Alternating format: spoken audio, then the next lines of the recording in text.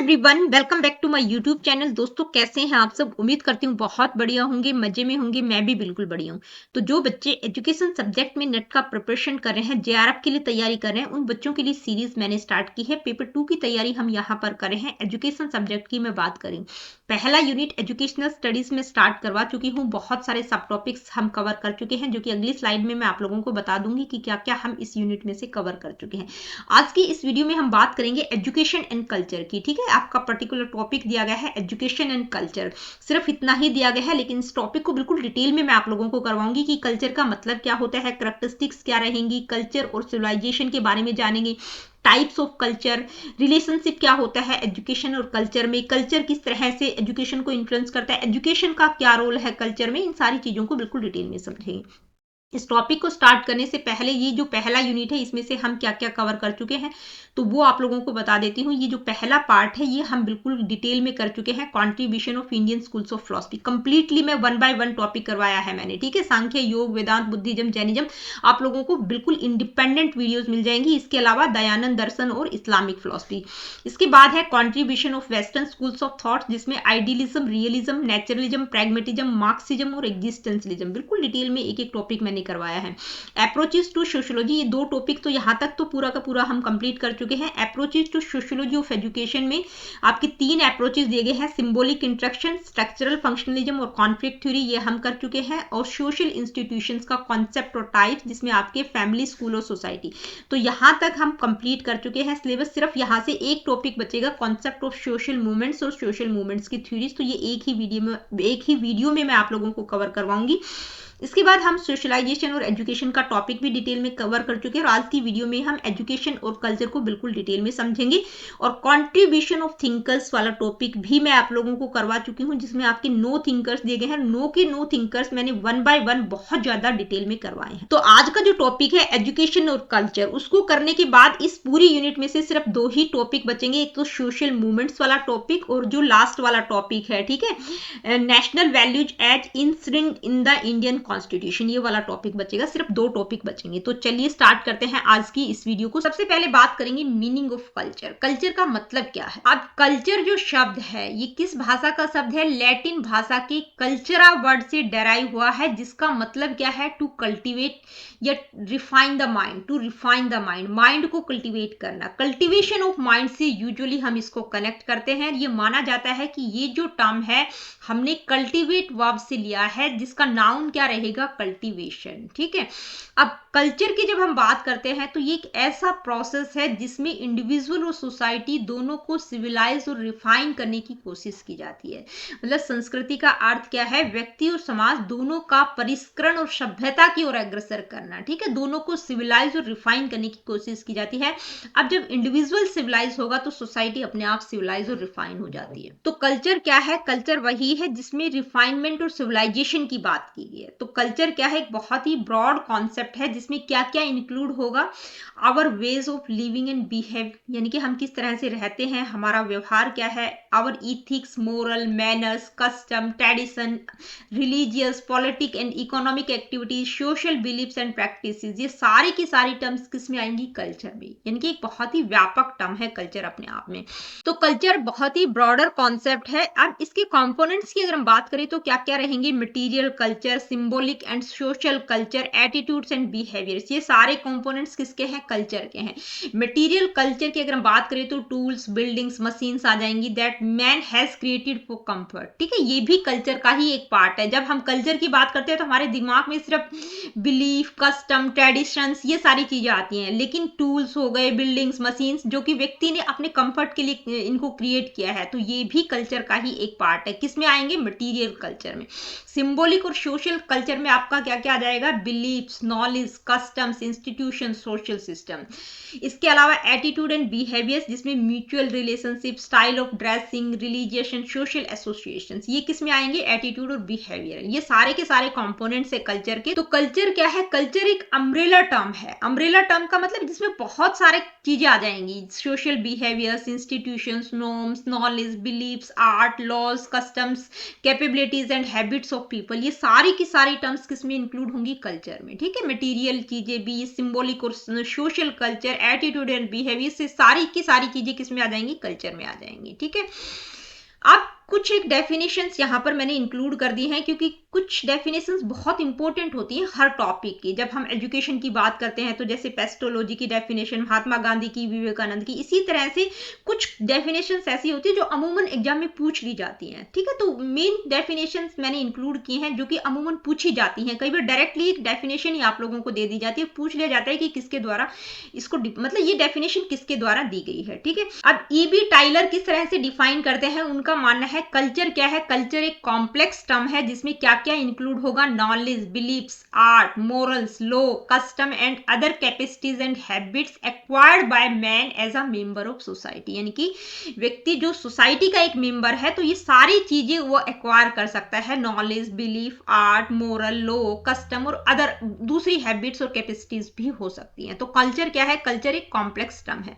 महात्मा गांधी क्या कहते हैं, culture is the foundation of primary things, it should show itself in the smallest detail of your conduct and personal behaviour. यानी कि संस्कृति क्या है, एक बेस है, एक फाउंडेशन का काम करती है कि भाई व्यक्ति का आचरण यानी कि उसका कंडक्ट और पर्सनल बिहेवियर में छोटी छोटी बातें दिखाई देनी चाहिए, ठीक है, कि भाई वो किस कल्चर से बिलोंग करता है। तो संस्कृति क्या है, एक मूल आधार है, ये व्यक्ति के आचरण और व्यवहार की छोटी से छोटी बातों में दिखाई देना चाहिए। जवाहरलाल नेहरू क्या कहते हैं, culture is the widening of the mind end of the spirit. यानी कि संस्कृति मन और आत्मा का विस्तार है। तो अलग अलग लोगों ने कल्चर को अपने तरीके से डिफाइन किया है। तो यहाँ पर ये 2-3 डेफिनेशंस मैंने इंक्लूड कर दी हैं।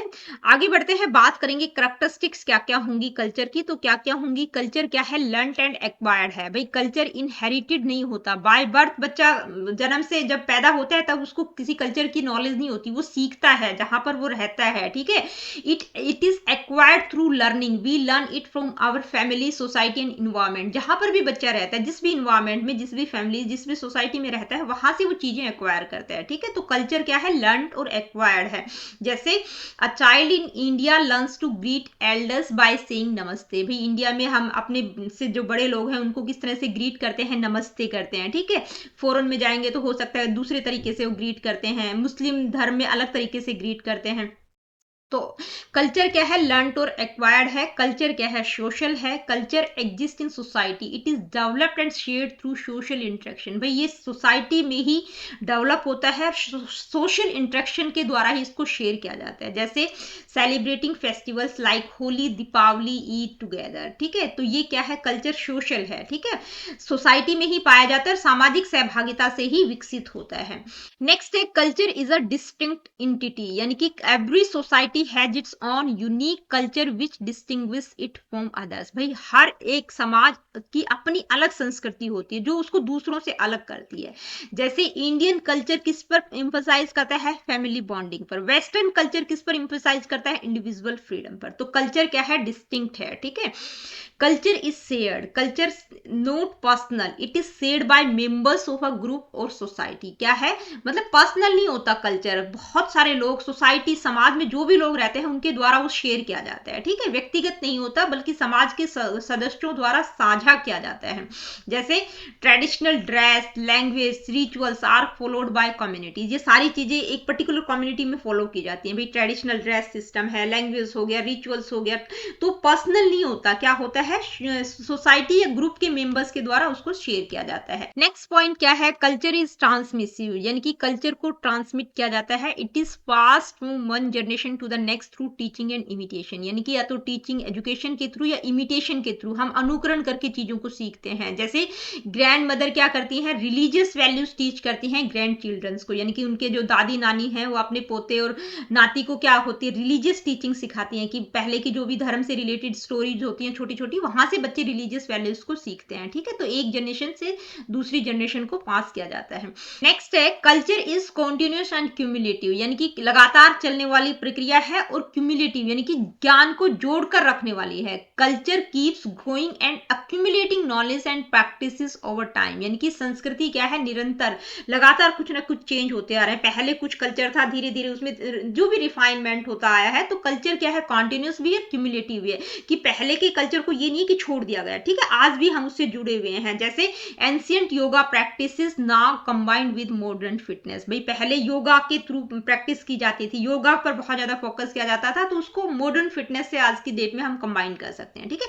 तो कल्चर क्या है, कॉन्टिन्यूस और क्यूमुलेटिव है, एक्यूमुलेट करता है नॉलेज को, ठीक है, जोड़ने की कोशिश की जाती है। नेक्स्ट है कल्चर इज ग्रेटिफाइंग, कैसे है, क्योंकि ये फिजिकल, इमोशनल और सोशल नीड्स हैं जो भी इंडिविजुअल्स की, उनको भी सेटिस्फाई करता है। जैसे dance, music, festivals provide emotional satisfaction.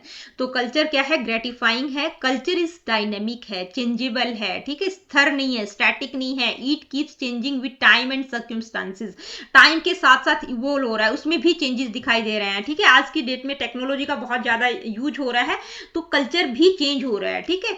Shift from traditional teaching to online learning, ये टेक्नोलॉजी का ही इफेक्ट है कि भाई ट्रेडिशनल टीचिंग किस पर शिफ्ट हो गई है, ऑनलाइन लर्निंग पर शिफ्ट हो गई है। नेक्स्ट क्या है, कल्चर इज एडेप्टिव, एडेप्टिव है, it adapts itself according to the environment and changes, भाई समाज में, सोसाइटी में जो भी चेंजेस हो रहे हैं वो कल्चर भी अपनाता है, ठीक है, अडेप्ट करता है उनको। जैसे फ्यूजन फूड हो गया, modern attire with traditional touch, ठीक है। नेक्स्ट है कल्चर इज इंटीग्रेटेड, कल्चर क्या है, इंटीग्रेटेड है, यानी कि कल्चर के जितने भी एस्पेक्ट्स हैं वो सारे इंटरकनेक्टेड हैं और एक दूसरे को इन्फ्लुएंस भी करते हैं। एक में चेंज आता है तो दूसरा भी प्रभावित होता है। जैसे अगर इकोनॉमी में चेंज आ रहा है तो उससे फैशन, फेस्टिवल, लाइफस्टाइल सभी प्रभावित होते हैं, ठीक है। तो कल्चर क्या है, इंटीग्रेटेड है। तो ये कुछ इंपॉर्टेंट कैरेक्टरिस्टिक्स हमने डिस्कस की। इसके बाद बात करेंगे कल्चर एंड सिविलाइजेशन की। तो देखिए पहले ही हमने बात की थी कि कल्चर में हम रिफाइनमेंट और सिविलाइजेशन की बात करते हैं, तो कल्चर का इस्तेमाल किस लिए किया जा रहा है, सिविलाइजेशन के लिए। तो सिविलाइजेशन क्या है, सिविलाइजेशन का एक प्रिसाइज स्टैंडर्ड होता है मेजरमेंट का, यानी कि सिविलाइजेशन को मेजर किया जा सकता है लेकिन कल्चर को नहीं किया जा सकता। सिविलाइजेशन को मेजर करने के लिए अलग अलग पैरामीटर्स हो सकते हैं, टेक्नोलॉजी का यूज कर सकते हैं, आर्किटेक्चर, ट्रांसपोर्ट, इंफ्रास्ट्रक्चर, लेकिन culture can't be exactly measured as it includes abstract values, क्योंकि ये क्या होता है, एब्स्ट्रैक्ट होता है, इसमें जो वैल्यूज होती हैं वो एब्स्ट्रैक्ट है। जैसे बिलीफ, कस्टम, इथिक्स, ये क्या है, एब्स्ट्रैक्ट वैल्यूज हैं, इनको एग्जैक्ट मेजरमेंट इनका नहीं किया जा सकता। जैसे एग्जांपल के थ्रू हम इसको समझे तो क्या कहेंगे, number of airports in a country shows its civilisation, भाई कितने, एक कंट्री में कितने एयरपोर्ट्स हैं, ये सिविलाइजेशन को शो कर रहा है लेकिन कल्चर को शो नहीं कर रहा, ठीक है। नेक्स्ट है civilisation is always advancing but not culture, मतलब जो सिविलाइजेशन है वो कल्चर के कंपेयर में एडवांस रहती है। जैसे टाइम के साथ साथ सिविलाइजेशन प्रोग्रेस करती है। आज की डेट में अगर हम बात करें तो बेटर मशीन्स, मेडिकल सिस्टम, मतलब हर एक फील्ड में आपको एडवांसमेंट दिखाई देगा, लेकिन कल्चर में और मे नॉट प्रोग्रेस, भाई प्रोग्रेस कर भी सकता है और नहीं भी कर सकता। मतलब कल्चर जो है सिविलाइजेशन के कंपैरिजन में इतना एडवांस नहीं होता, कभी कभी वो ट्रेडिशनल भी रहता है। जैसे इंटरनेट क्या है, मॉडर्न सिविलाइजेशन का एक पार्ट है, but traditional clothing is a part of age old culture. भाई ट्रेडिशनल क्लॉथिंग की जब हम बात करते हैं तो आज भी हम बात करते हैं उसकी, आज भी हम यूज करते हैं ट्रेडिशनल क्लॉथ्स को। तो वो क्या है कि जो सिविलाइजेशन है वो हमेशा कल्चर के कंपैरिजन में एडवांस रहेगी। Civilisation can be communicated more easily than culture, culture के कंपैरिजन में सिविलाइजेशन को कम्युनिकेट करना इजी है। कैसे, we can easily transfer aspects of civilisation like technology, methods and tools, but culture includes values and emotions which are harder to transfer, ठीक है।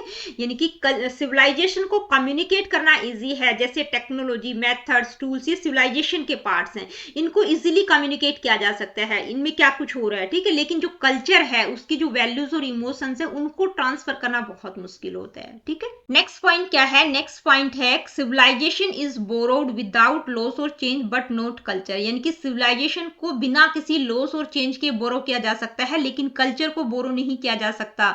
मान लीजिए एक देश दूसरे देश की टेक्नोलॉजी का यूज कर रहा है तो बिना किसी चेंज के उसको यूज कर सकता है, लेकिन कल्चर को आप बोरो नहीं कर सकते। कल्चर में अल्ट्रेशन दिखाई देगा, उसमें कुछ ना कुछ बदलाव आ जाएंगे, ठीक है। जैसे जापान यूजेस वेस्टर्न मशीन्स, यानी कि सिविलाइजेशन को यूज कर रहा है लेकिन उनकी कल्चरल आइडेंटिटी उन्होंने रिटेन की हुई है। भाई कल्चर में ज्यादा अल्ट्रेशन दिखाई नहीं देगा, तो कल्चरल आइडेंटिटी उनकी बिल्कुल रिटेन है लेकिन सिविलाइजेशन चेंज हो गई है, ठीक है। तो सिविलाइजेशन को बोरो किया जा सकता है बट नॉट कल्चर। नेक्स्ट है civilisation is external but culture क्या है, इंटरनल है। सिविलाइजेशन दिखाई देती है, मटेरियल प्रोग्रेस के थ्रू विजिबल है, जैसे बिल्डिंग्स, क्लॉथ्स, ट्रांसपोर्ट, सिविलाइजेशन हमें दिखाई दे रही है, लेकिन कल्चर क्या है, इंटरनल है, वो आपके आपके व्यवहार के थ्रू रिफ्लेक्ट होता है कि आप किस तरह का व्यवहार कर रहे हैं। जैसे मेट्रो ट्रेन क्या है, किसको रिप्रेजेंट करती है, सिविलाइजेशन को। आप बड़ों की रिस्पेक्ट कर रहे हैं, वो कल्चर को रिप्रेजेंट करता है, ठीक है। किस तरह का आपका व्यवहार है वो आपके व्यवहार से रिफ्लेक्ट हो रहा है। नेक्स्ट है culture reveals the nature of an individual और सोसाइटी बट नॉट सिविलाइजेशन, यानी कि सिविलाइजेशन के थ्रू किसी व्यक्ति के नेचर सोसाइटी का नहीं पता चलता, ठीक है,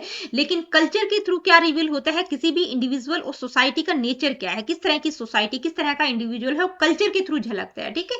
culture shows the values and character of a person और society, civilisation only reflects material development, क्योंकि सिविलाइजेशन सिर्फ मटेरियल डेवलपमेंट को दिखा रही है कि भाई कितना एडवांसमेंट हुआ है, ठीक है, कितना प्रोग्रेस हुआ है, उस चीज को बता रही है।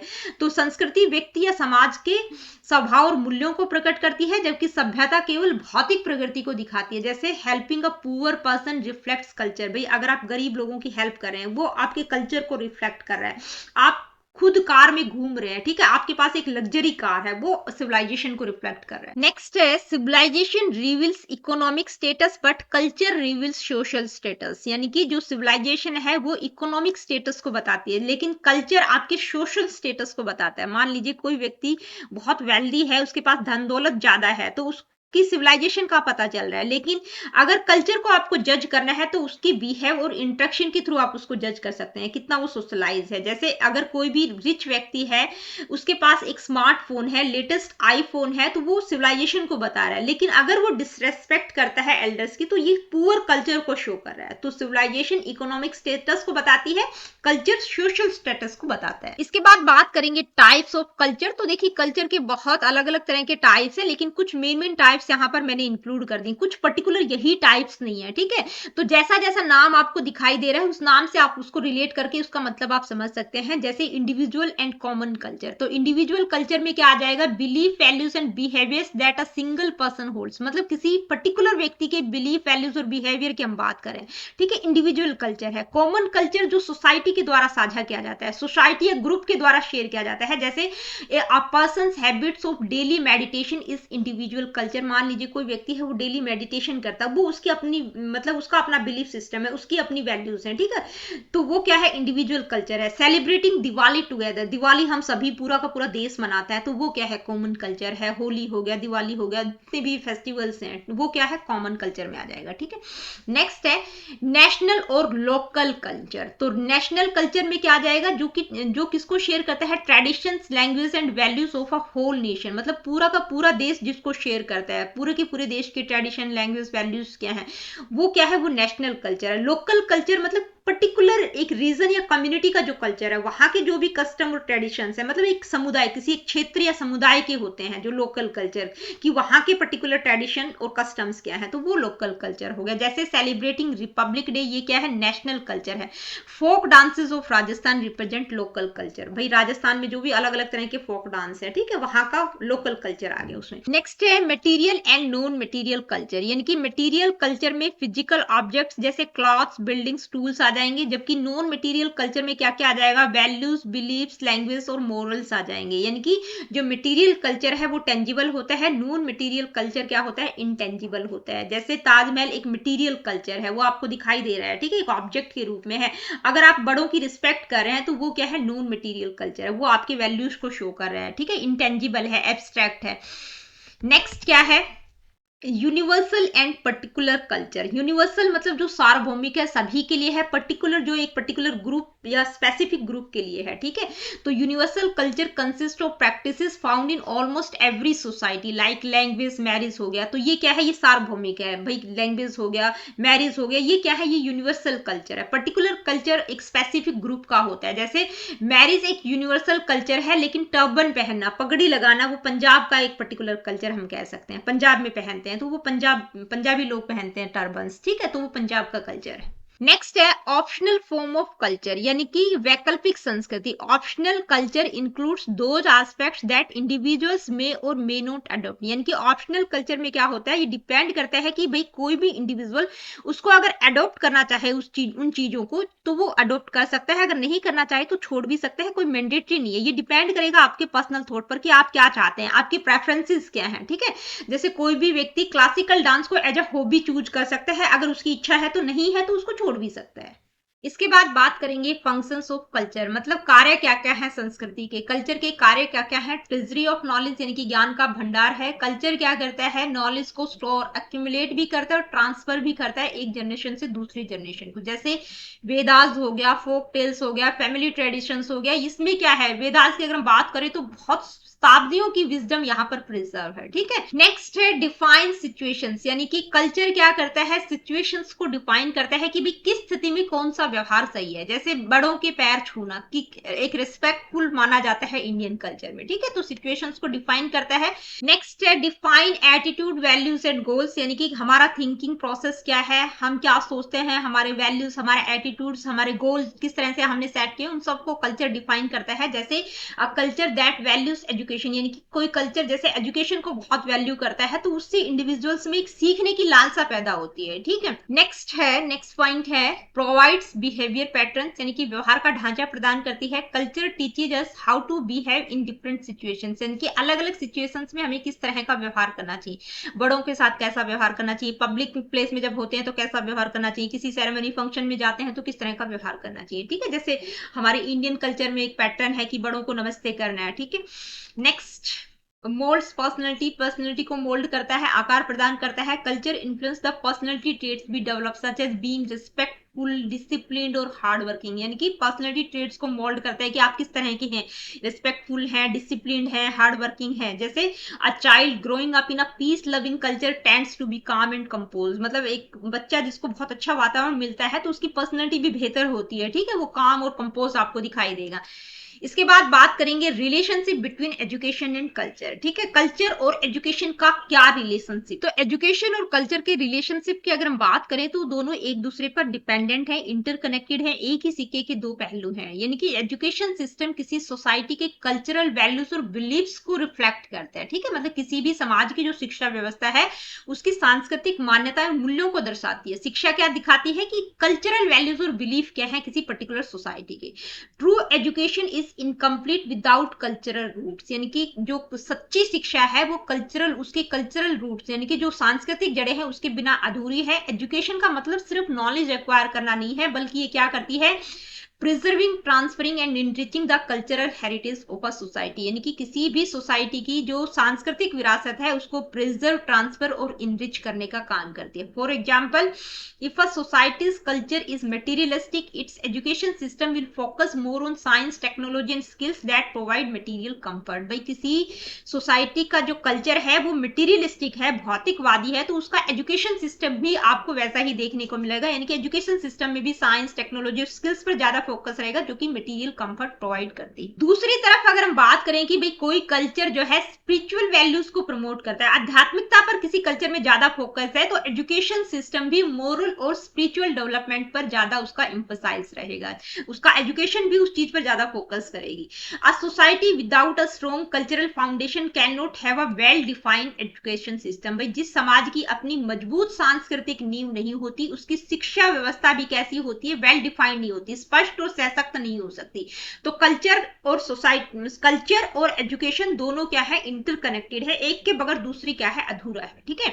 The destiny of any educational system is shaped by the cultural patterns with in which it exist, यानी कि किसी भी शिक्षा प्रणाली का भविष्य उस समाज की सांस्कृतिक संरचना के द्वारा निर्धारित करता है। यानी कि किसी भी एजुकेशनल सिस्टम की जो डेस्टिनी है उसको कौन शेप देता है, कल्चरल पैटर्न शेप देते हैं।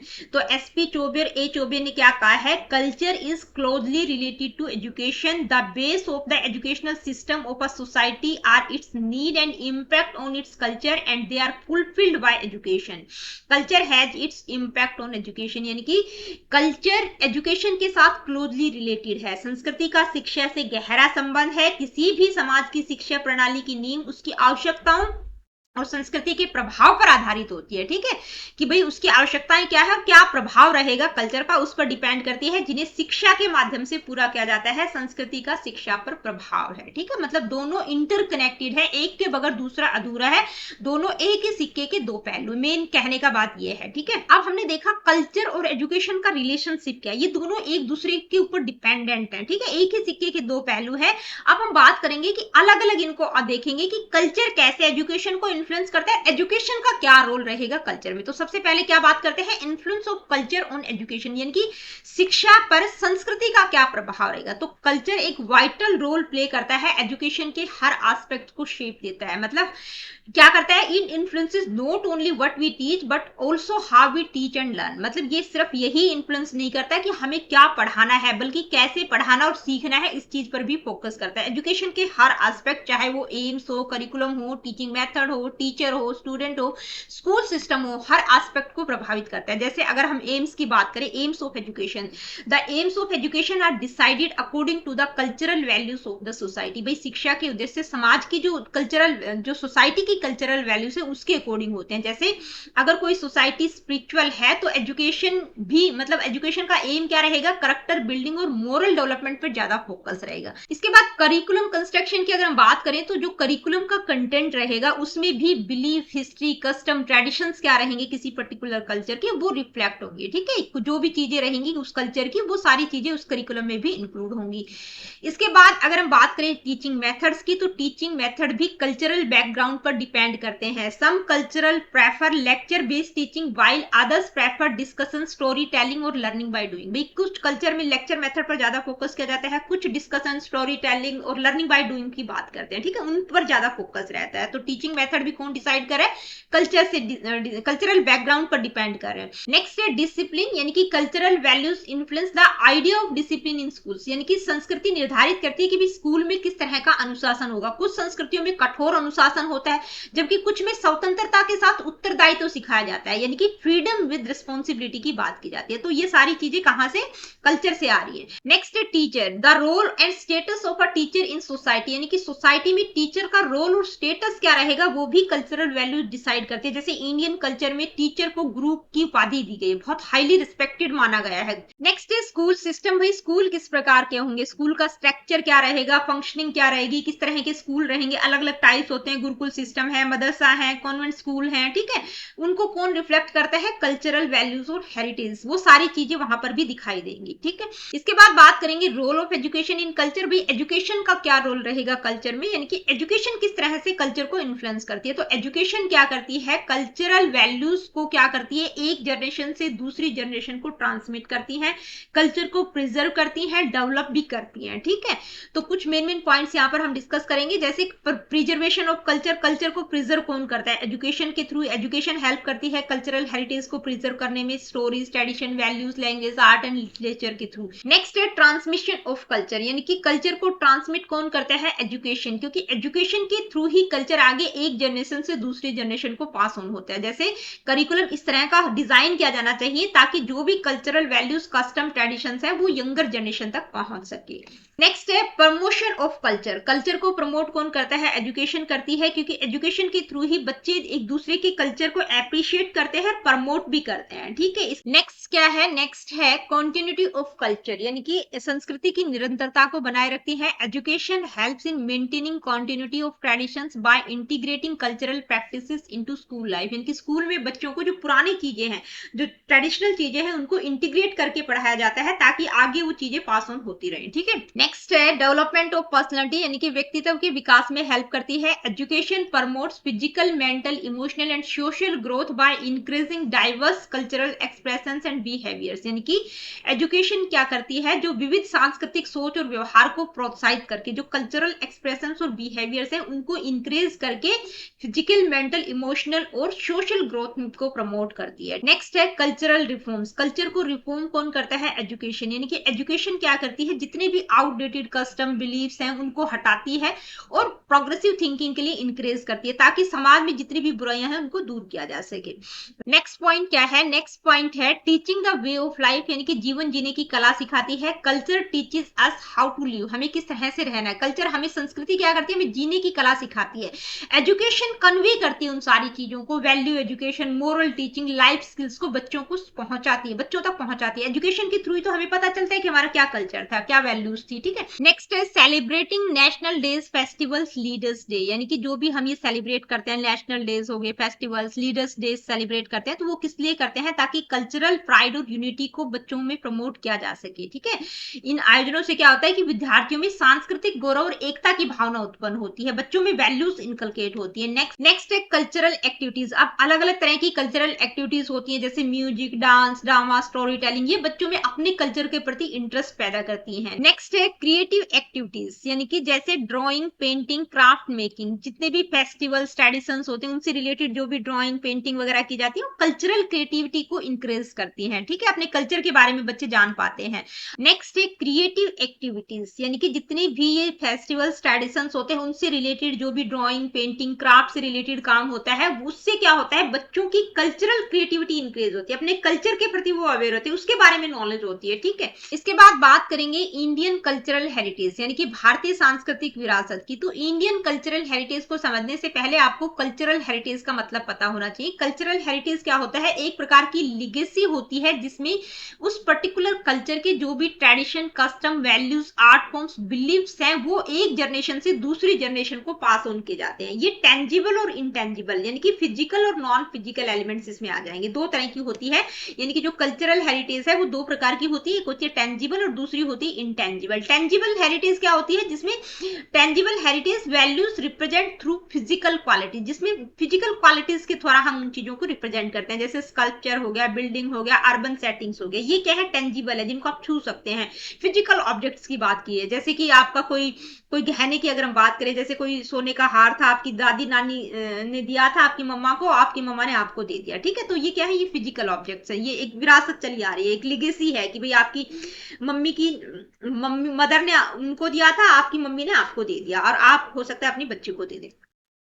इसके बाद इंटेंजिबल की अगर हम बात करें, तो heritage values represents through non physical qualities, यानी कि जो फिजिकल क्वालिटीज को रिप्रेजेंट नहीं करती, जो एब्स्ट्रैक्ट होती हैं, जो इंटेंजिबल हैं। ठीक है, जैसे ट्रेडिशंस हो गया, म्यूजिकल फॉक हो गया, फेस्टिवल्स हो गया, ये क्या है, ये इंटेंजिबल हेरिटेज है।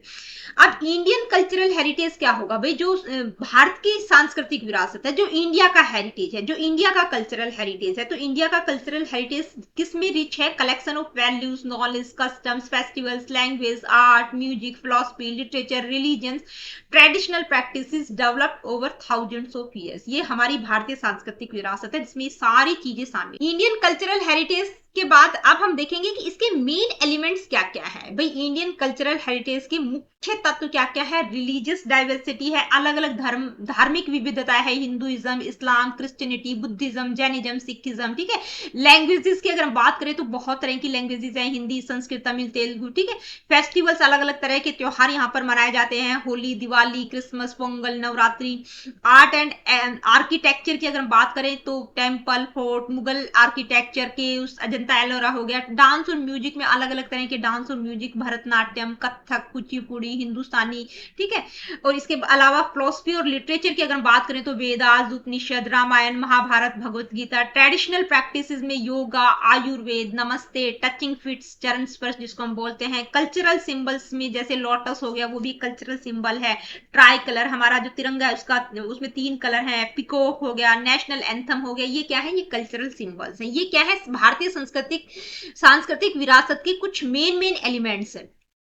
अब फीचर्स क्या रहेंगे इंडियन कल्चरल हेरिटेज के, यानी कि विशेषताएं क्या क्या है। यूनिटी इन डाइवर्सिटी, हमारा जो देश है वो विविधताओं वाला देश है, लेकिन फिर भी यूनिटी है। ठीक है, अलग अलग लैंग्वेज, रिलीजन, कस्टम्स होते हुए भी एक स्ट्रॉन्ग सेंस ऑफ यूनिटी है। स्पिरिचुअल ओरिएंटेशन है, आध्यात्मिक प्रवृत्ति है, यानी कि जो इंडिया का कल्चर है वो इनर डेवलपमेंट और सेल्फ रियलाइजेशन पर फोकस करता है। टॉलरेंस एंड को एग्जिस्टेंस, सहिष्णुता और सहअस्तित्व की बात की गई है, यानी कि इंडियन सोसाइटी हर धर्म और जो भी बिलीफ सिस्टम से उनको रिस्पेक्ट करती है। रिस्पेक्ट फॉर एल्डर्स, बड़ों का सम्मान किया जाता है इंडियन ट्रेडिशन में। ठीक है, ज्वाइंट फैमिली सिस्टम है, जितनी भी फैमिलीज हैं वो इकट्ठा रहती हैं और अपनी रेस्पॉन्सिबिलिटीज शेयर भी करती हैं। तो ये क्या है, ये इंडियन कल्चरल हेरिटेज की कुछ मेन फीचर्स हैं। Unity in diversity, spiritual orientation, tolerance and coexistence, respect for elders, joint family system. ठीक है, इसके बाद बात करेंगे इंपोर्टेंस की। भाई कल्चरल हेरिटेज का इंपोर्टेंस क्या है एजुकेशन में, यानी कि शिक्षा में सांस्कृतिक विरासत का क्या महत्व है। तो जो कल्चरल हेरिटेज है वो क्या करता है, इंक्रीजेस रिस्पेक्ट फॉर ट्रेडिशंस, यानी कि जो भी जितने भी ट्रेडिशन है उनकी रिस्पेक्ट के लिए इंक्रेज करता है। मोरल एंड इथिकल वैल्यूज को प्रमोट करता है, एक sense of identity and pride को डेवलप करता है। नेशनल इंटीग्रेशन और यूनिटी को स्ट्रेंथन करता है और डाइवर्सिटी को प्रिजर्व करने में हेल्प करता है थ्रू एजुकेशन। ठीक है, इसके बाद बात करेंगे Indian cultural heritage and education, यानी कि संस्कृति और विरासत का शिक्षण की प्रक्रिया में किस तरह से इनकलकेट किया जा सकता है, किस तरह से उसको समावेश करना है। तो यहाँ पर हम बात करते हैं रमसा की, यानी कि रमसा क्या है, राष्ट्रीय माध्यमिक शिक्षा अभियान। ठीक है, ये एक प्रकार का अभियान था, इसकी फुल फॉर्म आपको पता होनी चाहिए। एक तो रमसा हो गया, एक रूसा होता है, RUSA रूसा, एक SSA होता है। ठीक है, रूसा का मतलब होता है राष्ट्रीय उच्चतर शिक्षा अभियान, SSA होता है, इसका पहले क्या नाम था, सर्व शिक्षा अभियान, अभी क्या नाम है, समग्र शिक्षा अभियान। ठीक है, समग्र शिक्षा अभियान। तो रमसा क्या है, एक अभियान था, राष्ट्रीय माध्यमिक शिक्षा अभियान, जिसका गोल क्या था कि भी कल्चर और हेरिटेज एजुकेशन जो है टीचिंग लर्निंग का एक इंटीग्रल पार्ट होना चाहिए। और ये जो इम्प्लीमेंटेशन है ये अलग अलग लेवल पर होना चाहिए, स्कूल, ब्लॉक और डिस्ट्रिक्ट लेवल पर होना चाहिए। ठीक है, और इसमें स्पेशली यानी कि स्कूल सिस्टम में जब हम बात करते हैं कि टीचर और स्टूडेंट दोनों को ही सिखाना है, तो स्पेसिफिकली इसमें टीचर्स पर ज्यादा फोकस किया गया था, क्योंकि टीचर्स का क्लासरूम लर्निंग में अहम रोल होता है, क्योंकि वो सारी चीजें बच्चों को कौन सिखाता है, टीचर सिखाता है। तो टीचर के लिए कुछ की एक्टिविटीज भी इसमें इंक्लूड की गई थी कि भी टीचर्स के लिए स्टडी टूर्स ऑर्गेनाइज किए जाने चाहिए आउटसाइड द स्टेट, आर्ट और कल्चर कैंप उनके लिए ऑर्गेनाइज किए जाने चाहिए, टीचर ट्रेनिंग होनी चाहिए हेरिटेज और कल्चरल एजुकेशन के बारे में। तो ये हमने इंडियन लेवल पर कल्चरल हेरिटेज को पढ़ा, यानी कि नेशनल लेवल पर हमने बात की। अब इंटरनेशनल लेवल पर हम यूनेस्को के बारे में पढ़ते हैं। तो यूनेस्को के बारे में भी आपको पता होना चाहिए, यूनेस्को की फुल फॉर्म क्या है, कई बार फुल फॉर्म भी पूछ ली जाती है। कब स्टैब्लिश किया गया था, इसका हेडक्वार्टर कहाँ है, कितने इसके ऑफिसेज हैं, ठीक है, कितने मेंबर्स हैं, कितने स्टेट मेंबर्स हैं, कितने एसोसिएट मेंबर्स हैं। तो ये बेसिक चीजें आपको पता होना चाहिए। इसकी ग्लोबल प्रायोरिटीज क्या क्या है, मेन मिशन क्या है, की ऑब्जेक्टिव्स क्या है, ये सारी चीजें आपको इसी स्लाइड में आप लोगों को कन्वे करूंगी। ठीक है, तो इसकी फुल फॉर्म क्या है, United Nations Educational Scientific and Cultural Organisation. ये फुल फॉर्म आपको ध्यान में रखना है। कब स्टैब्लिश किया गया था इस ऑर्गेनाइजेशन को, 16 नवंबर 1945 में स्टैब्लिश किया गया था। इसका हेडक्वार्टर पेरिस में है। पूरे संसार में वर्ल्ड वाइड इसके 50+ ऑफिसेज हैं। ये एक बार क्वेश्चन पूछा भी गया था, किस एग्जाम में पूछा गया था। और इसमें स्टेट मेंबर्स कितने हैं, 195 है, और 8 एसोसिएट मेंबर्स हैं। ये बेसिक और फैक्चुअल चीजें हैं जो यूनेस्को के बारे में आप लोगों को बता रही हूँ। अब इस ऑर्गेनाइजेशन को किसके द्वारा गवर्न किया जाता है, कंट्रोल किया जाता है।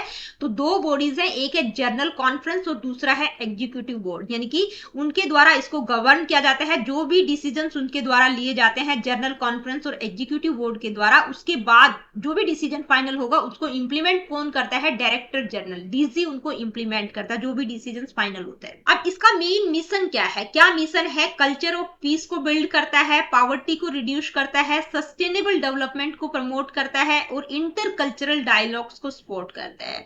किसके through, education, science, culture, communication and information के थ्रू।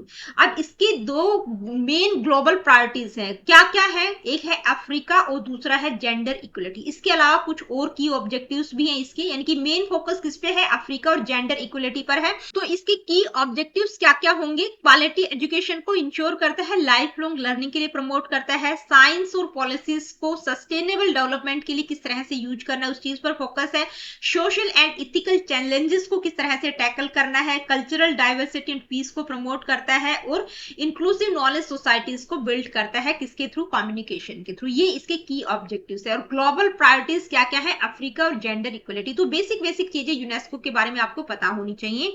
तो ये आज का टॉपिक आपका एजुकेशन और कल्चर बिल्कुल डिटेल में मैंने आप लोगों को करवाने की कोशिश की है, और ये हिंदी में भी मैंने इस स्लाइड को इंक्लूड कर दिया है यूनेस्को वाली को। अब इस टॉपिक से रिलेटेड कुछ इंपॉर्टेंट MCQs को हम डिस्कस करेंगे। Let me see what is the first question, the word culture is derived from which Latin word, यानी कि जो कल्चर वर्ड है ये कौन सी लैटिन वर्ड से डेराइव हुआ है, तो आपको पता ही होना चाहिए। ठीक है, किससे निकला है, कल्चरा। ठीक है, कल्चरा से निकला है। Next question, according to E.B. Tylor culture includes, भाई E.B. टाइलर के अकॉर्डिंग कल्चर में क्या इंक्लूड होगा, only art and literature, only traditions and customs, knowledge, belief, art, moral, law, custom and other capacities, only scientific knowledge. तो जो definition हमने पढ़ी थी उसमें क्या क्या इंक्लूड होगा, knowledge, belief, art, moral, law, custom and other capacities. ये डेफिनेशन हम कर चुके हैं। नेक्स्ट क्वेश्चन है, which of the following is not a characteristic of culture, यानी कि इनमें से कौन सी कल्चर की कैरेक्टरिस्टिक नहीं होगी। तो सारी अगर आप एक बार पढ़ भी लेंगे तो आपको पता चल जाएगा। Culture is acquired, culture is social, culture is inherited biologically, culture is shared. तो इनहेरिटेड नहीं होता, ठीक है, जन्म से कोई भी बच्चा कल्चर को नहीं सीख पाता है, बायोलॉजिकली इनहेरिटेड नहीं होता है।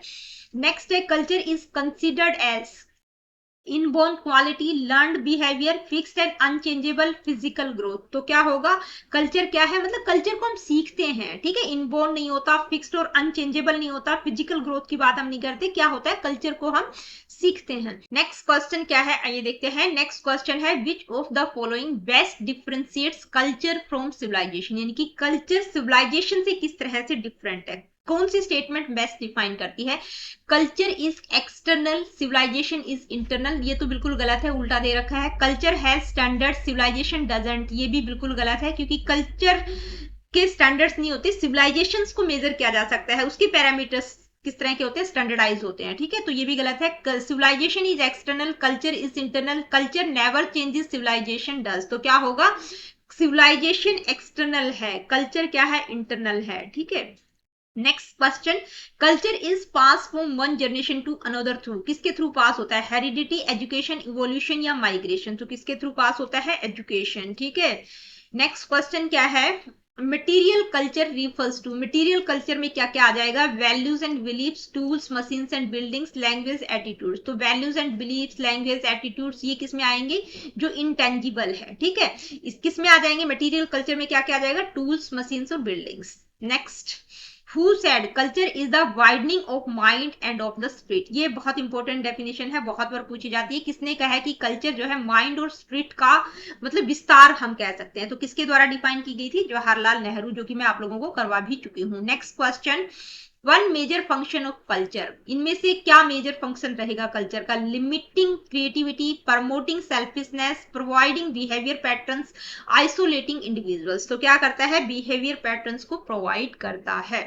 Next question, education helps in the fill in the blanks of culture, limitation, destruction, transmission, comparison. तो क्या करती है, ट्रांसमिट करती है कल्चर को, एजुकेशन किस में हेल्प करती है, कल्चर को ट्रांसमिट करने में हेल्प करती है। नेक्स्ट क्वेश्चन क्या है, ये देखते हैं। नेक्स्ट क्वेश्चन है रमसा, ठीक है, रमसा की फुल फॉर्म क्या होती है, आपको पता होना चाहिए, एक रमसा हो गया, रूसा हो गया, ठीक है, रूसा हो गया, एक एसएसए हो गया, ठीक है, इनकी फुल फॉर्म्स आपको पता होनी चाहिए। RMSA focuses on cultural and heritage education at which level, यानी कि रमसा में कल्चरल और हेरिटेज एजुकेशन को किस लेवल पर फोकस किया गया है, यानी only national, block, district and school levels, global levels या म्युनिसिपल लेवल्स ओनली। तो किस पर किया गया है भी, ब्लॉक, अलग अलग लेवल्स पर बात की गई है, ब्लॉक, डिस्ट्रिक्ट और स्कूल लेवल्स पर बात की गई है।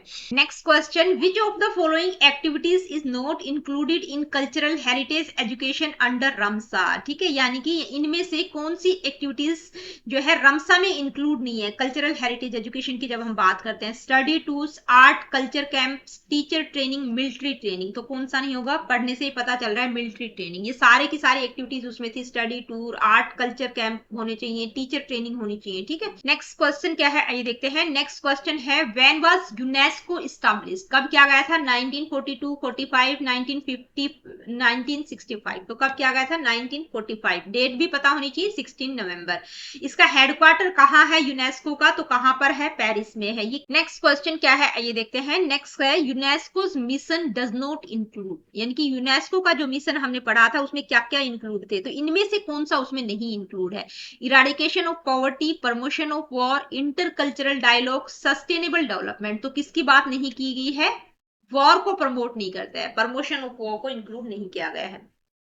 Next question, non material culture includes, भाई जो नॉन मटेरियल कल्चर होता है, जो इंटेंजिबल होता है, उसमें क्या आएगा, machines, technology, beliefs and values, buildings. तो मशीन, टेक्नोलॉजी, बिल्डिंग्स, ये किस में आएंगे, जो मटेरियल कल्चर है, नॉन मटेरियल में आ जाएगा belief and values. Next question क्या है, आइए देखते हैं। The dynamic nature of culture reflects it's, यानी कि जो कल्चर है वो डायनेमिक होता है नेचर में, तो किस चीज को रिफ्लेक्ट करता है, फिक्स्डनेस, यानी कि फिक्स्ड है, resistance to change, ability to evolve and adapt, irrelevance. तो किसको मतलब भाई डायनेमिक है, इसका मतलब क्या है कि इवोल्व और अडेप्ट है, ठीक है, कौन सी एबिलिटी होगी, इवॉल्विंग एंड अडेप्टिंग, भाई चेंजेबल है, चेंज होता रहता है। Next question, culture influences which aspect of education the most, यानी कि कल्चर जो है इनमें से एजुकेशन की किस एस्पेक्ट को सबसे ज्यादा इन्फ्लुएंस करता है, इनमें से बात की गई है, ठीक है, building design, teacher salary, is aim and curriculum, distance of school. तो किसको करता है? Aim and curriculum. तो दोस्तों आज की वीडियो में इतना ही, मिलती हूँ आप लोगों से अपनी अगली वीडियो में। Really good, take care of yourself. देखिए वीडियो सेशंस आप लोगों को अच्छे लगते हैं तो लाइक शेयर और चैनल को सब्सक्राइब आप कर सकते हैं, जो कि एब्सोल्युटली फ्री है और फ्री ऑफ कॉस्ट मैं क्वालिटेटिव मटेरियल आप लोगों के लिए लाने की कोशिश करती हूँ।